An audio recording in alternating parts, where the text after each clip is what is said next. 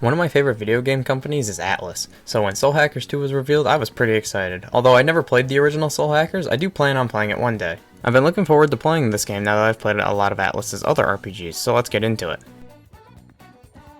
But first I want to mention a few things before we get started. There are no major spoilers in this video. This game just released and I do not plan on spoiling anything for anyone. I have not finished Soul Hackers 2 yet. This is just a first impressions video. After I fully complete the game, I will make a proper video going in depth about the game. Now that I've made those things clear, let's talk about my first impressions of Soul Hackers 2. Let's start with the way the game looks. I think the game looks great. I think the world is vibrant and colorful, and in general, I just love the way the more recent Atlus games look. The game runs at a consistent 30 or 60 FPS depending on what console you're playing on. It's with very little noticeable slowdown, except here.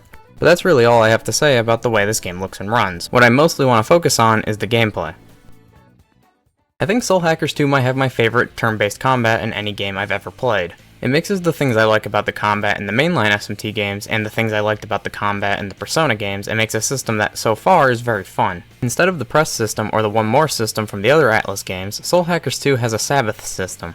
Every time you hit an enemy with a weakness, you get one more point added to the counter, and at the end of your party's turn you will do extra damage. The more weaknesses you hit, the more damage this attack will do. This feels like a more balanced version of the all-out attack from the Persona games. The all-out attack would most of the time guarantee the player a win because of how much damage it did. But here you aren't guaranteed the immediate win. The boss fights so far have been pretty good and take advantage of this combat system pretty well, although none of the fights have been very difficult.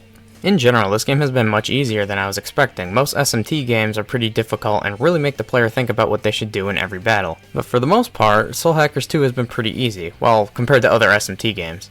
I'm playing the game on normal mode and not hard mode, but just comparing this game on normal mode to Nocturne on normal, Nocturne is still pretty difficult on normal where this game just isn't.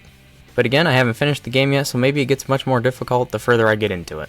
The dungeon crawling so far is alright. Not the most exciting dungeon crawling ever. I honestly prefer Persona 5's dungeons over this so far, but maybe it'll get better the further I get into the game. I do hope that most of the dungeon crawling doesn't take place in the Soul Matrix. If the player is going to be here a lot, then I think it might overstay its welcome, kinda like Tartarus did in Persona 3. At the very least, I hope that the Soul Matrix at least changes aesthetically the further you get into the game.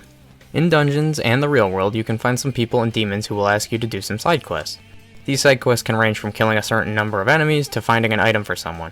I recommend doing as many side quests as you can in SMT games, since it's a good way to make money, gain experience points, and get some pretty good items. So far, none of the side quests I've done have any plot significance though. Around the city, there are a bunch of hangout spots where you can hang out with a party member and raise their soul level. The higher the soul level is, the further you can go into their section of the Soul Matrix. I actually really like this. Maybe it's because it reminds me of Persona, but I don't know. I always like moments in RPGs when the characters just hang out for a bit so we can learn more about their characters. But I think that's all I have to say about Soul Hackers 2. So far, it's really good and I can't wait to play more.